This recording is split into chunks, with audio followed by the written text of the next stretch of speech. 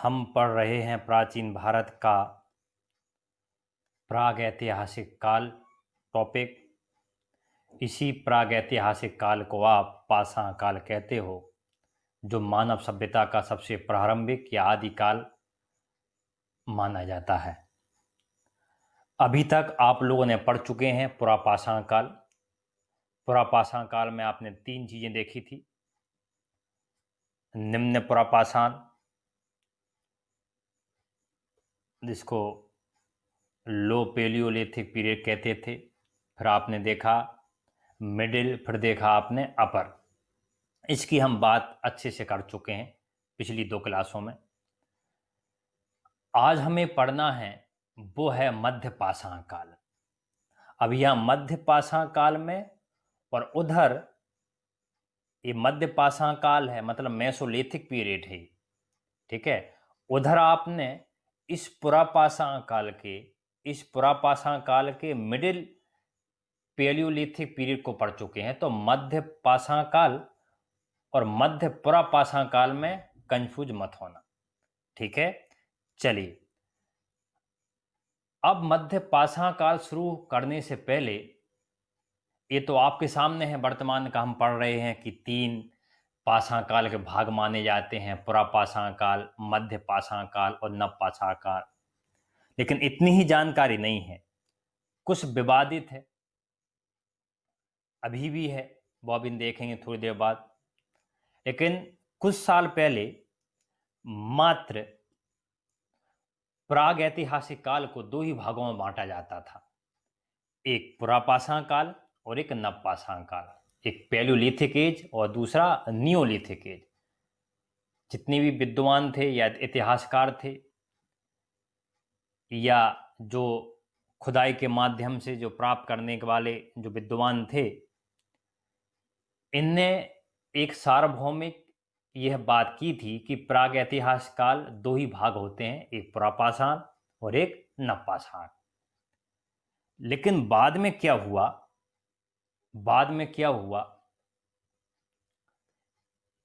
एक विद्वान थे, उनका नाम है C.L. कराइल। क्या नाम है? C.L. कराइल। C.L. कराइल नाम के इतिहासकार ने या पुरातात्विक विभाग के जो व्यक्ति ने, इन्होंने यह प्रमाण दिए कि भैया एक मध्य पाषाण काल भी हम मान सकते हैं। लेकिन कई दिन का विवाद रहा, कई इतिहासकारों ने बिल्कुल इसकी बात नहीं मानी। लेकिन बाद में ये 1867 में कुछ सबूत लेके आए, ठीक है। इन्होंने बहुत छोटे छोटे स्मॉल और माइक्रो स्टोन, जिसको आप सूक्ष्म और लघु पाषाण खुदाई के माध्यम से प्राप्त हुए, जिनको माइक्रोलिथ कहते हैं, ये इनको प्राप्त हुए।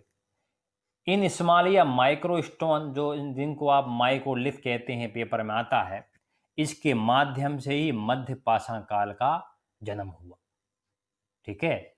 ये चीजें थी, ये कुछ समय पहले विवादित हुआ करता था। अब इस मध्य पाषाण काल को आप लोग संक्रमण काल कह सकते हो।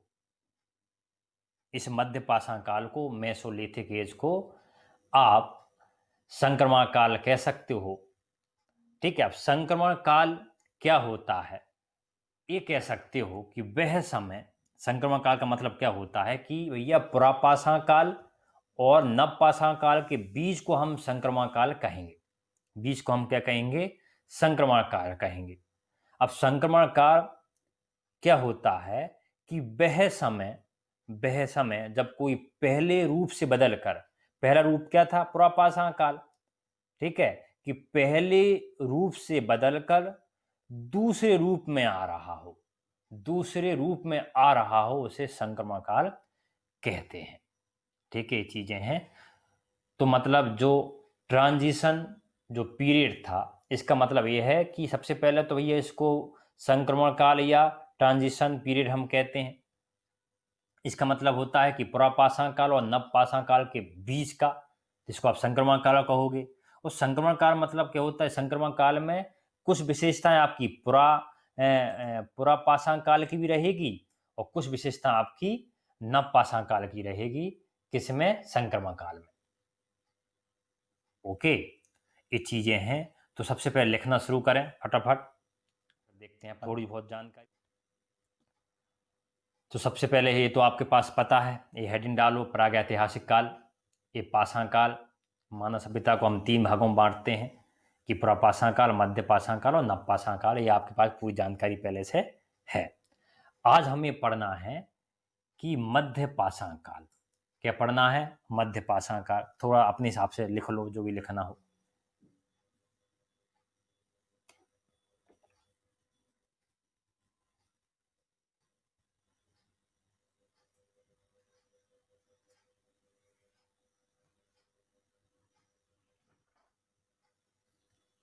ठीक है, ये आपके पास लिखा, बस यहाँ से हेडिंग पकड़नी है, आपको याद रहे, क्योंकि मध्य पाषाण काल है, फिर मध्य पुरा पाषाण काल है, मिडिल पैलियोलिथिक पीरियड। ये आपको ध्यान रखना, वो इसका भाग है, इसमें कंफ्यूज मत होना आप। ठीक है, अब जो प्रारंभिक में मात्र प्रागैतिहासिक काल के 2 ही भाग माने जाते थे, ये पुरापाषाण काल और नवपाषाण काल। ये लिख लें फटाफट, विवाद हुआ करता था स्टार्टिंग में, पुरापाषाण काल और नवपाषाण काल।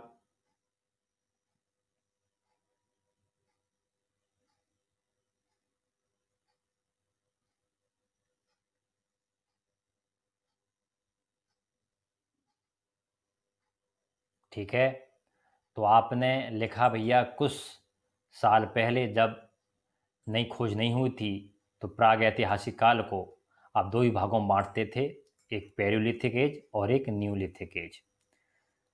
ये स्टार्टिंग में आपको ध्यान रखना है।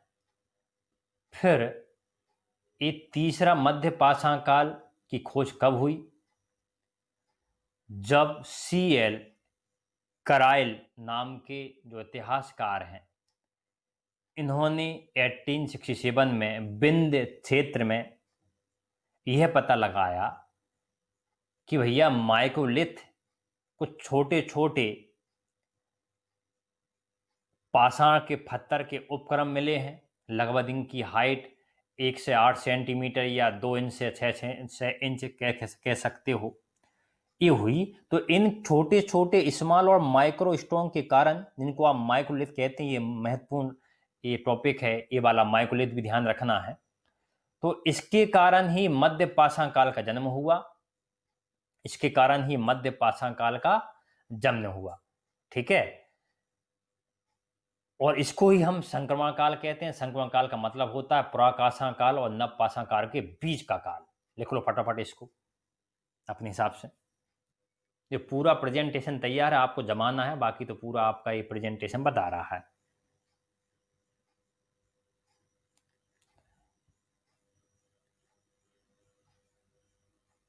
सिंपल, पुरापाषाण काल और नवपाषाण काल के बीच को हम मध्य पाषाण काल कहते हैं। इसको ही आप ट्रांजिशन एज या संक्रमण काल कहते हैं।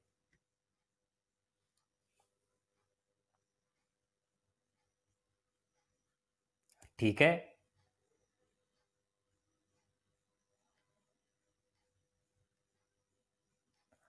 अब संक्रमण काल 2 लाइन में लिख लें। संक्रमण काल क्या होता है, लिखें संक्रमण काल या ट्रांजिशन एज या पीरियड या एरा, कुछ भी लिख लो।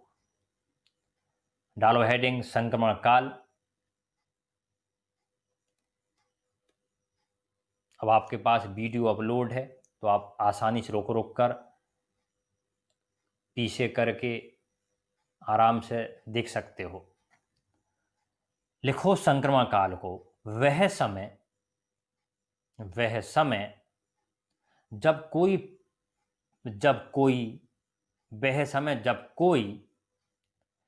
पहले रूप से बदलकर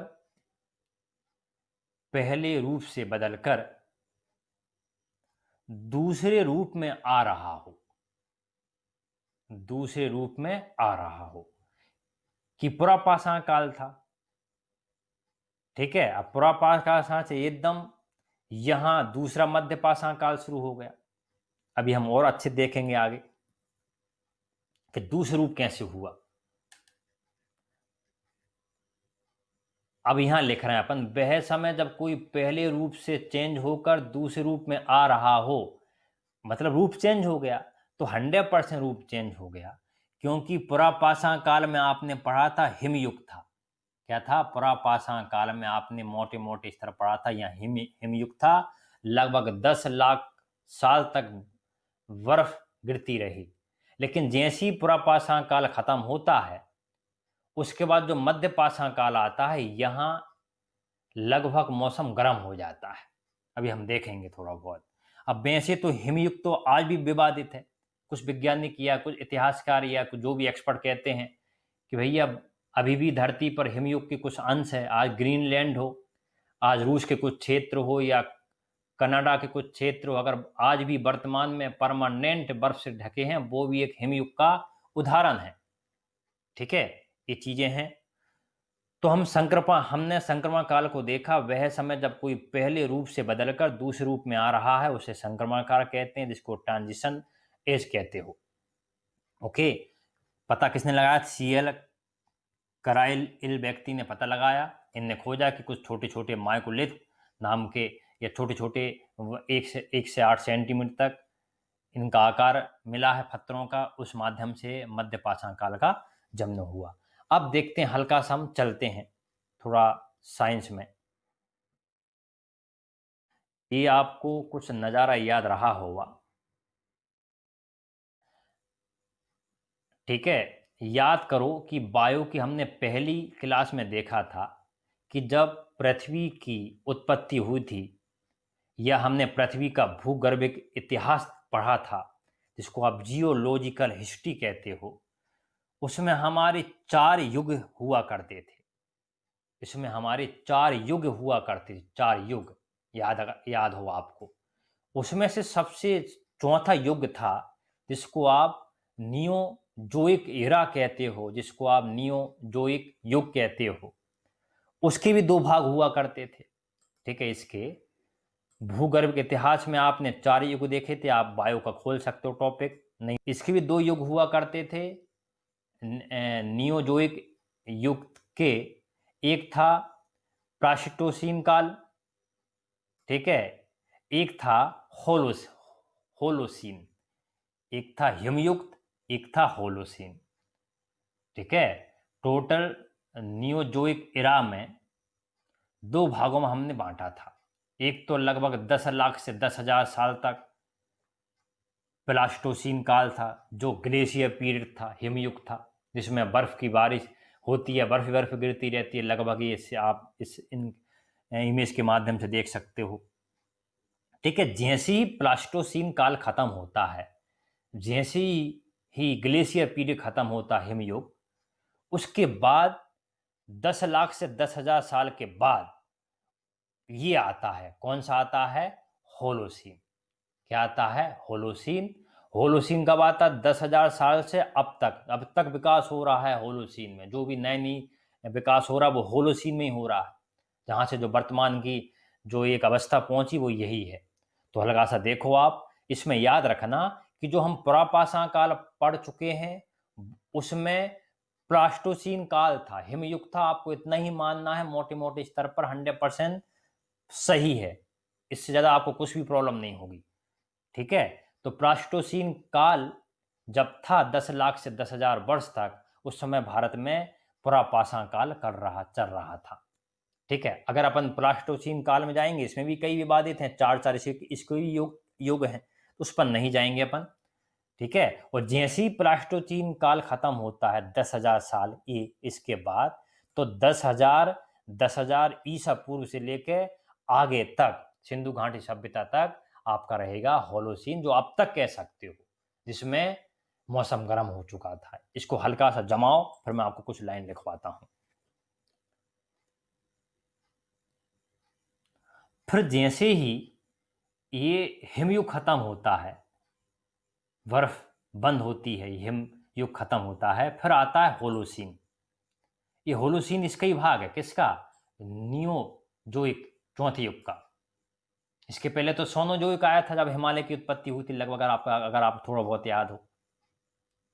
इसके बाद क्यों हिमालय की उत्पत्ति तीसरे युग में हुई थी, सोनोजोइक एरा में। उसके बाद था ये नियोजोइक, बिल्कुल नव, जिसको आप चौथा युग कहते हैं, वो तीसरा युग था। तो इसके दो भाग थे, एक प्लास्टोसीन, और प्लास्टोसीन के खत्म 10,000 साल के बाद, ईसा पूर्व के बाद आया होलोसीन। ओके, इसी होलोसीन में मध्य पाषाण काल पढ़ेंगे अपन। क्या पढ़ेंगे? मध्य पाषाण काल। आराम से देखो इसको। हो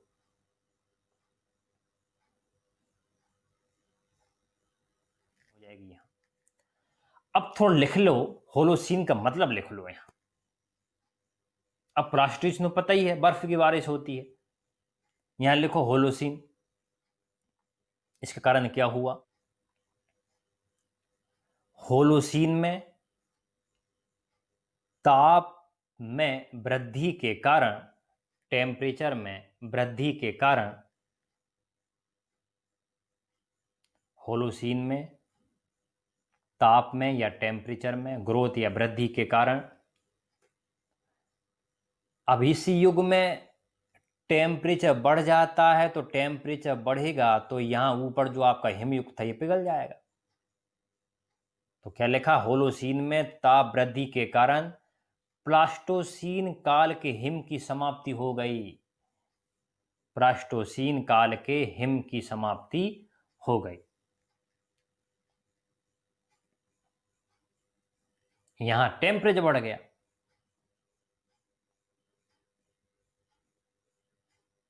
तथा विश्व की वर्तमान दशा प्राप्त हुई, जो वर्तमान में है हल्का सा गरम गरम माहौल, तथा विश्व की वर्तमान दशा प्राप्त हुई जो अभी भी जारी है, जो अभी भी जारी है।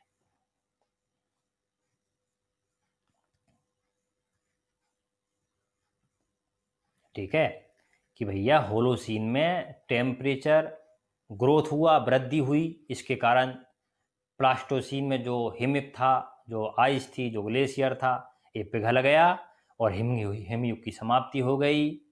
फिर टेम्परेचर गर्म होने के कारण वर्तमान दशा प्राप्त हुई। यह आदि मानव बिल्कुल शानदार तरीके से आधुनिक मानव बनता है, ये इतना हम पढ़ चुके हैं। एक बार देखते हैं अपन। यहाँ सिर्फ इतना उठाना है कि पुरापाषाण काल ग्लेशियर पीरियड के समय था, और जो आप मध्य पाषाण काल पढ़ रहे हो इस समय होलोसीन है। ये थोड़ा डीप नॉलेज है। ठीक है, मध्य पाषाण काल देख रहे हैं, पहले मात्र 2 ही भाग थे। संक्रमण काल के कारण या मध्य पाषाण काल की उत्पत्ति इन माइक्रोलिथ के छोटे छोटे स्मार माइक्रोस्टोम कारण हुई। ये चीजें हैं। अब हल्का सा ये भी देखो, मैं कहता हूं बार बार कि आपको नॉलेज उतना ही है जितना आपको मिलता है या जितना आप पढ़ते हो। इसका मतलब नहीं है यही नॉलेज खत्म हो जाता है। कि भैया कुछ समय पहले मात्र 2 ही काल हुआ करते थे प्राग ऐतिहासिक काल में, एक पुरापाषाण काल और एक नवपाषाण काल, एक पैलोलिथिक और एक नियोलिथिक। बाद में संक्रमण काल के कारण ये मध्य पाषाण काल की उत्पत्ति हुई। मध्य पाषाण काल की उत्पत्ति हुई। ठीक है भैया, ये विवादित नहीं रहा, फाइनल इसको इतिहासकार ने फाइनल बात मान ली है। लेकिन वर्तमान में अभी एक नई अवधारणा, एक विवादित कुछ चीज आ गई है कि भैया पुरापाषाण काल के पहले भी कुछ था। एक नई चीज क्या है कि भैया पुरापाषाण काल के पहले भी था। आप लोग कहते हो पुरापाषाण पहला युग था, लेकिन नहीं, नए इतिहासकार कहते हैं the Palaeolithic period is not the beginning of human history. मतलब the Palaeolithic period is not the beginning of human history. कि जो पुरापाषाण काल है ना, ये जो पुरापाषाण काल है ना, यह भारतीय इतिहास का, मानवीय इतिहास का प्रारंभ नहीं है। अभी तक आप मान के चल रहे हो कि भैया प्राग इतिहास के सबसे पहले पैलियोलिथिक पीरियड में ही मानवीय इतिहास की, मानवीय सभ्यता की, मानवीय संस्कृति की शुरुआत हुई। लेकिन ऐसा बिल्कुल नहीं है। पुरापाषाण काल मानवीय इतिहास का आरंभ नहीं है। नई थ्योरी के अनुसार एक नई चीज आई है कि ये है पैलियोलिथिक, ये है मेसोलिथिक, ये है नियोलिथिक। अभी विवादित है, लेकिन एक लिथिक आ गया है, उसका नाम है इयोलिथिक। EO EO इयोलिथिक। ये है पैलियोलिथिक, ये है मेसोलिथिक, ये है नियोलिथिक। और पुरापाषाण काल के पहले जो कई इतिहासकार कह रहे हैं कि भैया पुरापाषाण काल मानवीय सभ्यता का आरंभ नहीं है, प्रारंभ नहीं है या शुरुआत नहीं है। उन्होंने एक नई अवधारणा दी है, उसे बोलते हैं इयोलिथिक। किससे पहले? किससे पहले? इस पुरापाषाण के काल पहले। इतना सिर्फ ध्यान रखना है, आपको नहीं पढ़ना। जब ये विवाद सुलझेगा तो अपन देखेंगे आगे, अभी टाइम लगेगा, नई नई कुछ खोजें होंगी। बाद में मध्यकाल, बाद में ये मध्यकाल के साथ भी ऐसे हुआ था, अब लेकिन समाधान नहीं है। अब समाधान हो गया तो क्लियर हो गया मध्य पाषाण काल पर, लेकिन कहीं पेपर में जाए या कहीं सुनने में आए या कोई ज्ञान बांटे कि भैया इसके पहले भी आप इतना ही पढ़ा है, ये लियोलिथिक एज है। ओके, इयोलिथिक, सॉरी, ये काल होता है। मतलब पुरापाषाण काल में मानवीय इतिहास की शुरुआत के पहले भी शुरुआत हो चुकी है, उसकी नई नई खोज हो रही है।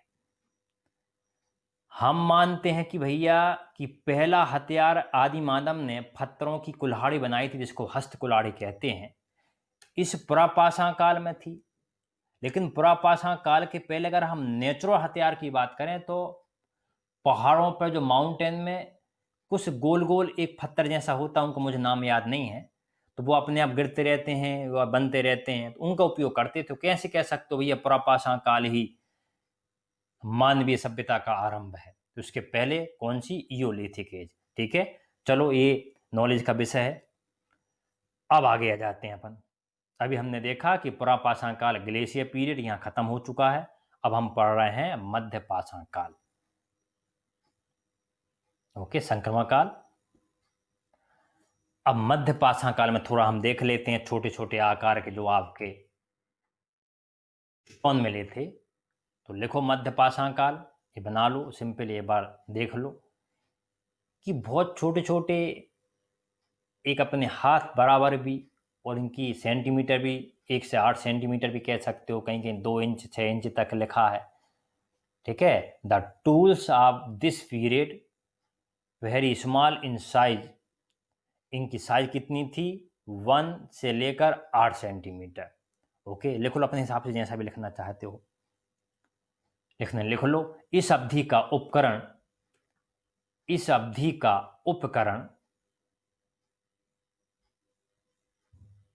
आकार में बहुत छोटा था।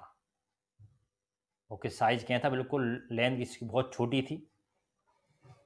इस अवधि का उपकरण या औजार, कुछ भी ले लें आप, इस अवधि का उपकरण आकार में बहुत छोटा था, जिसकी लंबाई लिखी है नीचे 1 से 8 सेंटीमीटर।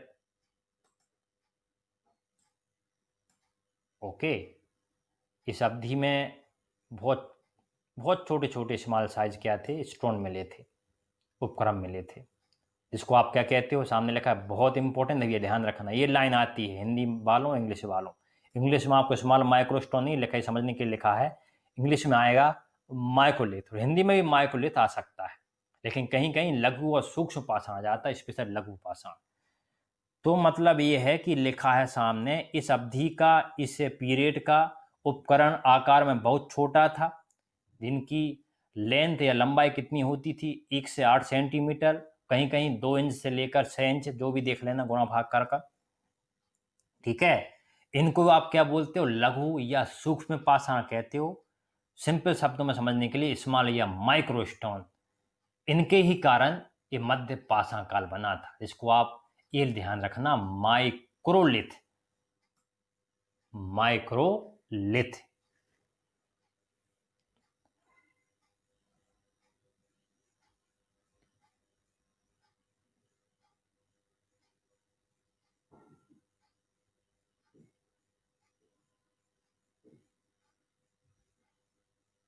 ओके, फोटोआं देखने से पहले देखनी पड़ती है, कॉपीराइट तो नहीं है इसमें, बहुत टाइम लगता है। ये चीजें हैं। तो भैया सिंपली हम पढ़ चुके हैं कि माइक्रोलिथ के कारण ही, स्मॉल या माइक्रोस्टोन के कारण ही मध्य पाषाण का जन्म हुआ। इनकी हाइट बहुत छोटी थी। अब देखो यहाँ लोग दिमाग चलाने लगे, कितने कितने छोटे छोटे आकार के, देखो कितने कितने छोटे छोटे हैं। ये देखो, ये सामने बिल्कुल ये वाली लाइन। अब यहाँ देखेंगे आप, इतने छोटे छोटे, इसमें छोटे क्यों के हाथ में आते थे? नहीं, ये क्या करते थे, ये मजबूत हड्डी के जो लंबे लंबे, कोई किसी के पैर थे, किसी की हड्डियां थी, उनके आगे इनको बांधते थे, इनको इनको बांधते थे, या लगा देते थे या बांध देते थे। एक हल्का सा पैना हो जाता था भाला जैसा, फिर हथियार बन जाता था। ये चीजें थी। और ये छोटी छोटी भी, कहीं मान लो लकड़ी हो, कहीं लकड़ी में आगे बना लेते थे। एक आपने समझ सकते हो, एक लकड़ी का डंडा लिया और ये आगे उसने बना दिया भाले के स्टाइल में। इनका इसलिए उपयोग होने लगा था। देखो कितने दिमाग चलाने लगे थे। ठीक है, इनको ही बोलते हैं माइक्रोलिथ। इतना ही ध्यान रखना, मध्य पाषाण काल में माइक्रोलिथ। ओके, और एक होता है मध्य प्रापाषाण काल में। मैं आपको अगली क्लास में थोड़ा लिखवा दूंगा एक लाइन, फलक संस्कृति कहते हैं, उसको अपन देख लेंगे बाद में। उसमें दो यहाँ लिखना, मध्य पाषाण काल में आप माइक्रोलिथ ध्यान रखना है, और वहां पर अलग देखेंगे। ठीक है, इतना आपका हो चुका हुआ। आगे चलते हैं। ये छोटे छोटे आकार के हथियार थे, जिनको किसी दूसरे लकड़ी हो या पत्थर के या हड्डियों की लंबी लंबी हड्डी मिल जाती थी, उसके आगे लगा जाती, तो अब दमदार इनका काम होता था। ठीक है, चलो आगे आ जाए। पहली बार क्या हुआ था इस युग में, भारत में पहली बार कंकाल मिलने लगे थे, कंकाल। तो डालो, लिखो ये लाइन कि भारत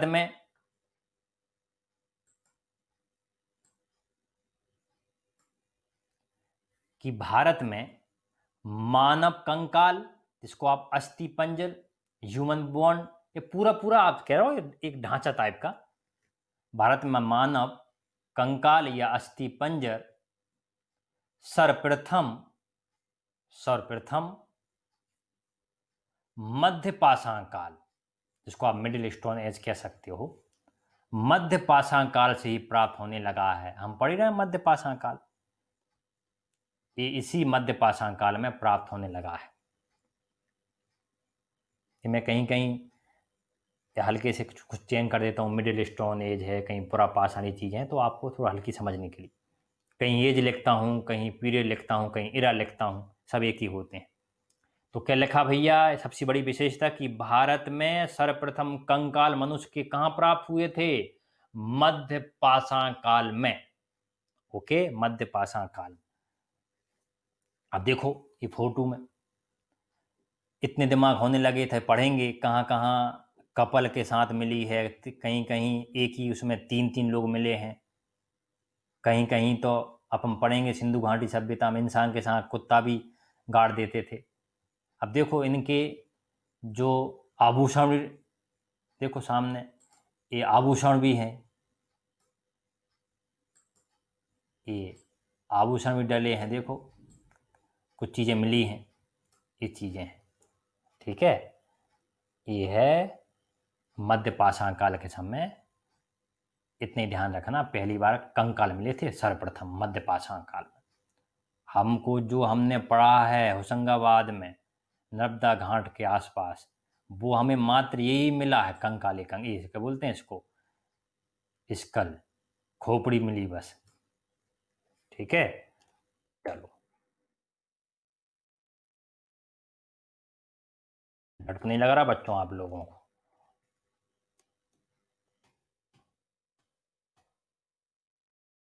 इतने साल पहले, देखो 10,000 साल पहले, लगभग 5,000 साल जितने भी हो, बनाया है। अभी तक बॉडी ऐसी पड़ी है, और ये इनके आभूषण थे, ये हैं। अब आ जाओ आगे। दूसरी विशेषता सबसे पहले हमने देखी भैया, मानव शरीर का पूरा कंकाल, ह्यूमन बॉन्ड, या जो आप कंकाल या अस्थि पंजर कहते हो, पूरा ढांचा पहली बार कब मिलता है? मध्य पाषाण काल मिलता है। अब आगे आओ, और क्या हुई विशेषता है पेपर के अनुसार कि पशुपालन का प्रारंभ पहली बार मध्य पाषाण काल में हुआ। लिखें, पशुपालन का प्रारंभ सबसे पहले कहां हुआ? मध्य पाषाण काल में हुआ। यहां सबूत मिले हैं भारत में।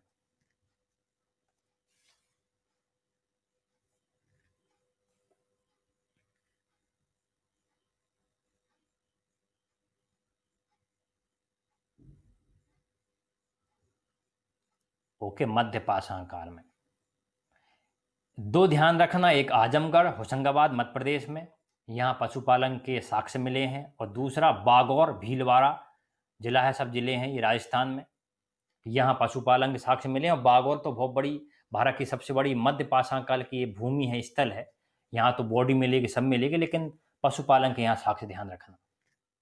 सबसे ज्यादा क्वेश्चन आने वाले। अब इसके माध्यम से आपको कितना ईजी हो गया इतिहास। अभी प्रेजेंटेशन 3 दिन लग जाते हैं तैयार, 3 या 4 दिन। ठीक है, पशुपालन का प्रारंभ मध्य पाषाण काल में, आजमगढ़ और बागौर, इतना ध्यान रखो, आराम से लिखें।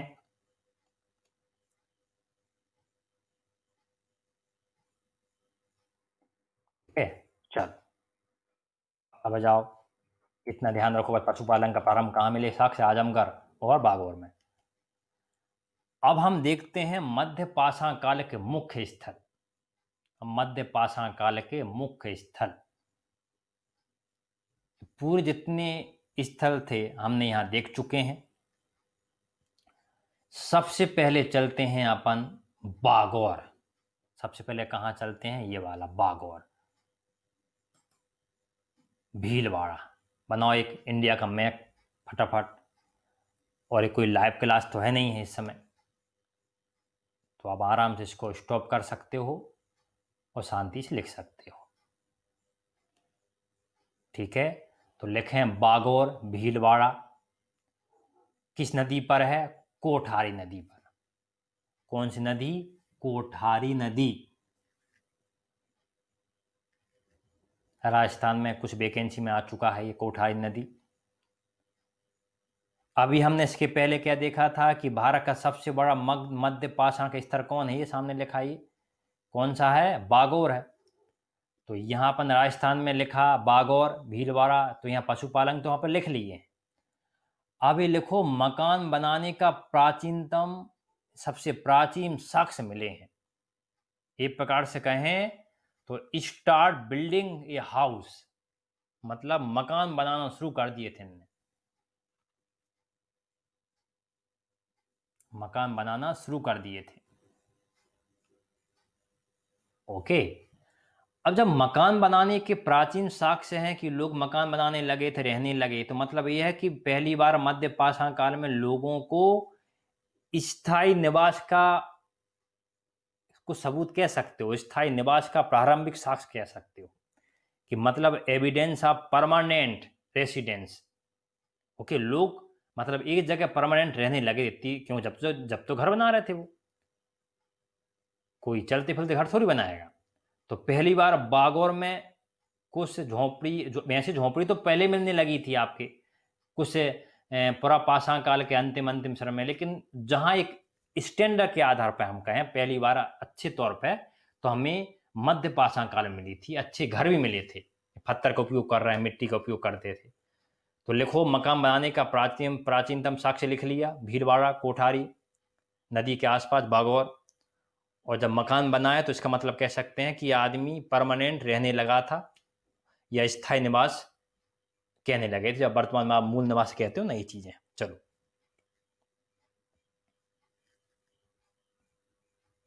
लिखो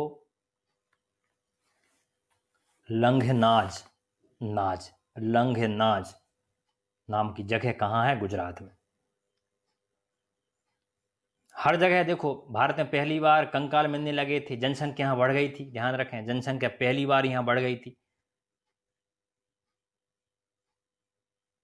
क्योंकि मौसम अनुकूल हो चुका था। वर्तमान में बर्फबारी ज़्यादा नहीं होती थी, ये टेम्परेचर बढ़ चुका था, नदियाँ बन पानी पिघलने के बाद समुद्र ऊपर आ गया, नदियाँ बहने लगी थी, पूरा माहौल लगभग अच्छा हो चुका था रहने वाला। और गर्मी के कारण कुछ जेनेटिक प्रॉब्लम भी होने लगी थी, XY का, लड़का लड़कियों का। इस समय जेनेटिक उसके कारण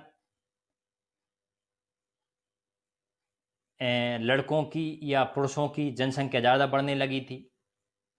अब वो बात का विषय है, अपन बाद में पढ़ेंगे, कुछ बायो में कुछ टॉपिक यहाँ उठा लेंगे कि जहाँ जहाँ पे आपका ट्रॉपिकल जोन, जहाँ गर्म क्षेत्र, वहाँ लड़की ज़्यादा होती हैं, लड़कियाँ कम होती हैं, जहाँ आपका जनरेशन गैप होता है, लिंग अनुपात, वो लगभग यहाँ शुरुआत हो चुकी थी। ये बात की बात है, ठीक है। जनसंख्या आपकी बढ़ चुकी थी, इसलिए जगह जगह आपके मिल रहे हैं, आपकी बॉडी मिल रही, कंकाल मिल रहे हैं। तो लिखो गुजरात में स्थित लंघनाच के बारे में, यहाँ क्या क्या मिला है। पशुओं की हड्डियां,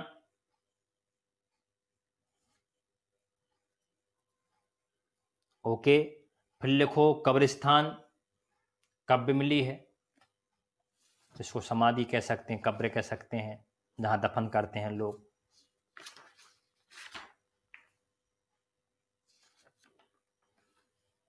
कब्र, समाधि, सब ढान, जिसको बेरियर कहते हो इंग्लिश में, ठीक है। यहां कब्रिस्तान मिले। और लिखो उसमें ही, गुजरात में ही, यहां से 14 मानव कंकाल मिले हैं। 14 ह्यूमन बॉडी मिली यहां।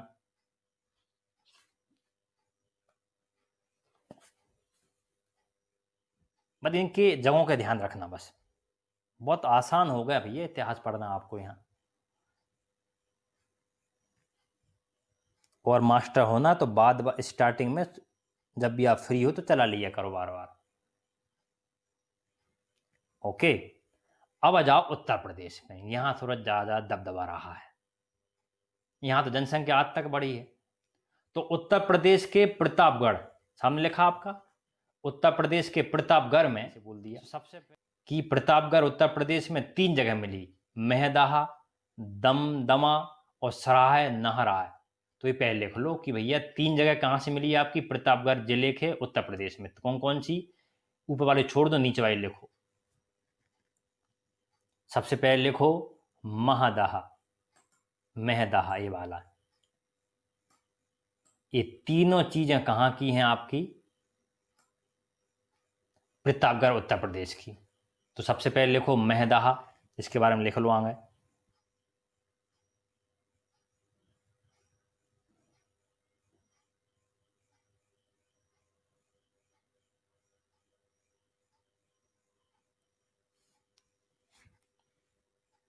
सिंपल क्वेश्चन तो अब यही खत्म हो जाएंगे भैया। ये महदाह कब का है, कब कब की सभ्यता है, मध्य पाषाण काल की। तो लिखो इसके बारे में एक लाइन लिख लो महदाह के बारे में।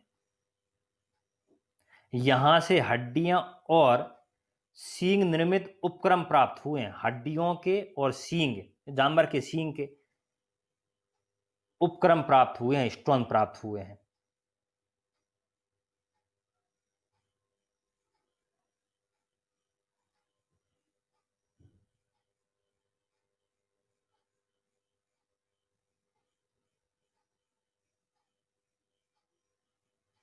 ओके,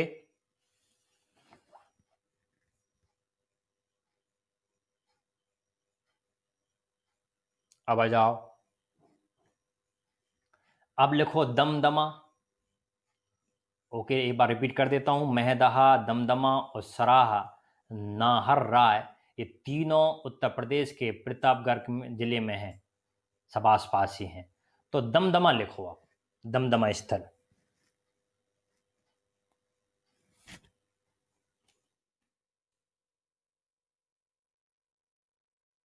दमदमा में लिखें, यहां कुल मिलाकर 41 मानव के समाधान मिले हैं। टोटल मिला कितने,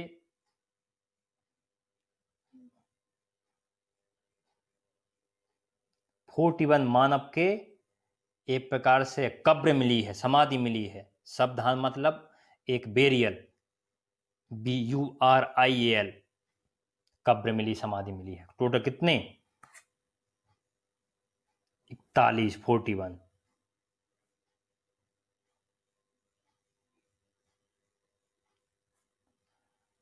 अब 41 तो मिले हैं कंकाल पूरे मानव के, लेकिन उसमें जो समाधि मिली है, जो दफन अंदर करते जमीन के अंदर, गुफा के अंदर ही करते थे अपने में बताया था आपको, एकदम कुछ चेंज नहीं हो पाएगा। एक कब्र में 3 नर कंकाल मिले थे, एक ही कब्र में। इसकी ध्यान रखना थोड़ा। दमदमा में 41 तो मिले हैं, 41 41, तो 3 नर कंकाल एक ही उसमें मिले हैं। क्या सोचते होंगे आज का कोई मर जाता है या फैमिली कोई भी हो, चलो भैया जो बात की बात है उसमें कहानी सुनानी पड़ेगी आप लोगों को। लिखें, एक कब्र में, ये समाधि में, एक या बेरियल में 3 मानव कंकाल दफनाए हुए मिले। एक कब्र में या समाधि में 3 मानव कंकाल, जिसको नर कंकाल कह सकते हो, पुरुष के कंकाल, 3 मानव कंकाल एक साथ दफनाए हुए मिले। एक ही कब्र में 3 व्यक्ति दफनाए मिले थे। अपने फोटो देखे नहीं, 2 इकट्ठे लोगों के ऊपर, ये ऐसे 3।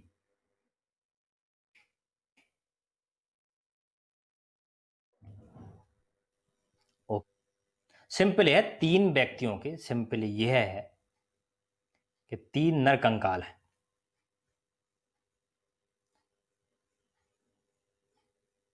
अब इसमें से 41 में ध्यान रखें 5 युगल, 5 युगल मतलब कपल। यहां लड़कियों लड़का लड़की या पुरुष और महिलाओं के 5 कब्रें मिली है एक साथ। मान लो उदाहरण के लिए ये मान लो अपन, ये मान लो एक लड़का हो, एक लड़की हो, या महिला या पुरुष हो, इन कब्रें मिली थी, पति पत्नी जैसे भी जो आप मानो। तो इसमें 41 मानव कब्र में से लिख लो 5 कपल कब्र मिली है, 5 कपल की कब्र, जिसमें एक ही कब्र में एक लड़का एक लड़की या पुरुष या महिला थी, इसमें दमदमा में।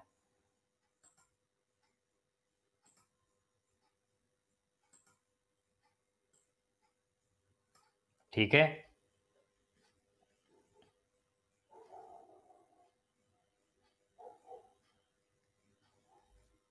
ये होगा, इतना ध्यान रखना भैया, बहुत महत्वपूर्ण है ये, कि दमदमा में टोटल 41 मानव की कब्रें मिली है, जिनमें से एक कब्र ऐसी जिसमें 3 व्यक्ति थे अंदर, और एक कब्र ऐसी ऐसी 5 कब्रें ऐसी है, 5 कब्रें ऐसी है जहां कपल मिले हैं, पुरुष और महिलाओं की कब्रें मिली है 5 जगह इकट्ठे।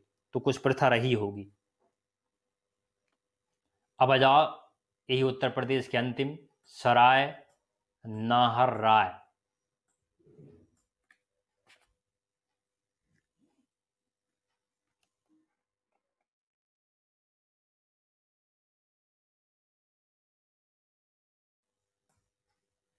इसमें लिखें,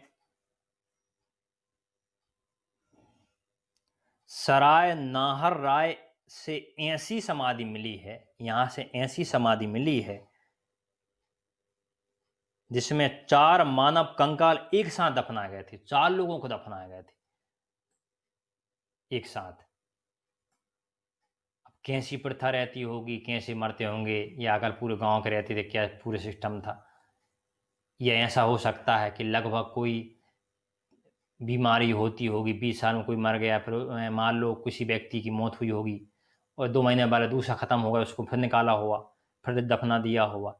ऐसी जो कब्रें थी अधिकांश घर के अंदर ही होती थी। वो स्टार्टिंग बताया था मैंने, वहां शुरुआत हुई थी कि इंसान खत्म हो गया, क्या खत्म क्यों हो गया व्यक्ति, ठंडा हो गया, ठंडा ऐसा करते हैं, उसको गर्मी देते हैं, पहले को डायरेक्ट आग पर रख दिया हो, जल गया हुआ पूरा, फिर सोचा हुआ ऐसा करते हैं, इसको अंदर रखते हैं, ऊपर जलाते हैं, तो आराम आराम से हो सकता है खड़ा हो जाए व्यक्ति। और प्रथा तो ऐसी बनती, बाद में सब चले होंगे, फिर सोचा होगा ऐसे हमारे दादा परदादा करते थे तो हम भी ऐसा करेंगे, तो अंदर के दफनाने लगे। ओके, तो ये एक लाइन लिख लो महत्वपूर्ण, कि यहां की कब्रें या समाधियां या वेरियल आबाद क्षेत्र के अंदर स्थित थी, या घर के अंदर ही थी, या निवास क्षेत्र के अंदर।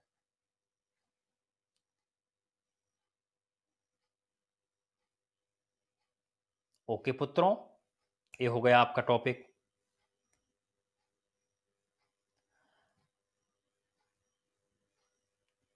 लंघनाज हो गया, ये महदाहा दमदमा सराय एक ही जगह थे, प्रतापगढ़ उत्तर प्रदेश। अब लिखो उत्तर प्रदेश में अलग जगह इलाहाबाद के पास लेखिया, लेखिया लिखो।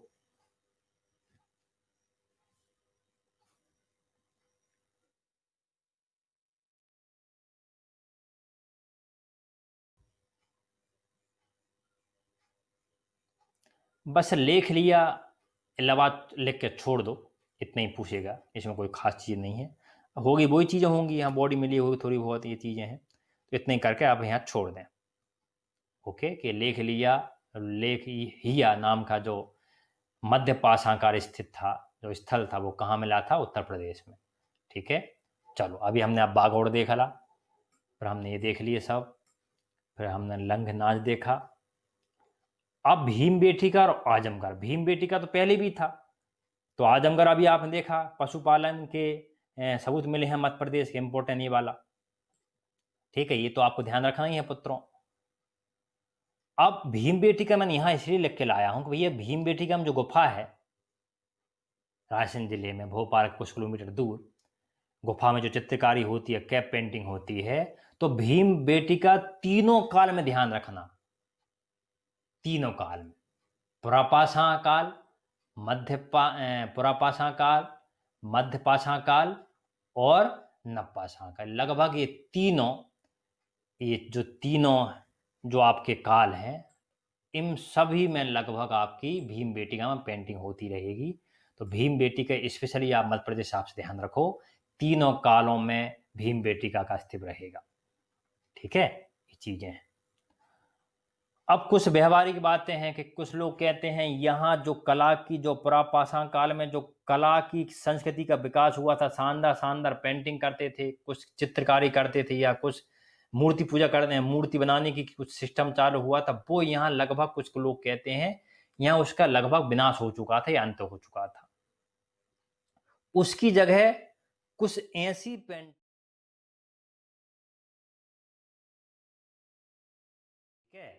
कुछ लोग कहते हैं इसलिए वो मेन जो शानदार पेंटिंग थी, ठीक है, जो मेन पेंटिंग, तो यहाँ लगभग लोग सोचते होंगे भैया ज़्यादा टाइम लगा रहा है, इतनी मेहनत क्यों करें, है ना। कुछ लोग कह रहे हैं कला का विनाश हो गया। अब कैसे बनने लगे थे, ये है ना, ये हल्का सा ये पैर बना दिए, ये होती है चीज़ें, लगभग ऐसे बनने लगे थे और इससे भी कम। तो ये बात की बात का विषय है। ठीक है, कुछ कहते नहीं विनाश नहीं हुआ था, और एडवांस दिमाग चलाने लगे थे वो।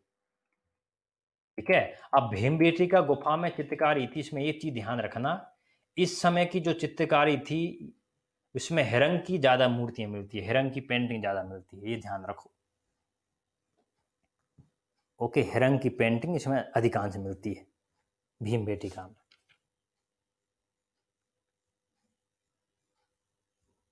ठीक है, भारत में चित्रकारी के लिए बहुत फेमस है ये।